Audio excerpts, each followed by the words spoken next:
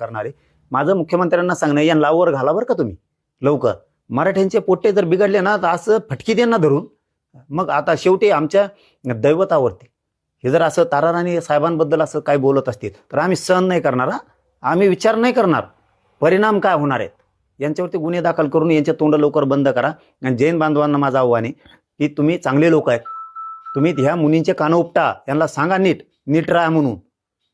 तुम्ही समाजाला संस्कार द्यायचं काम करा. तुम्ही मराठ्यात आणि जैन बांधवात मारवाडी बांधवात वाद लावायचं काम करू नका. नसता आम्ही जितकं संयमाने येत ना, तुमचा काही गैरसमज असताना आम्ही संयमाने येत. तुम्ही लय बेकार दिवसाला सामोरं जावं लागत तुम्हाला. एकदा जर आम्ही सरकलं ना आमचं तर आम्ही मागं पुढं मग बघणार नाहीत. मराठ्याला रस्त्यावर उतरायची वेळ सरकारनं येऊ देऊ नका. यांना थांबवा.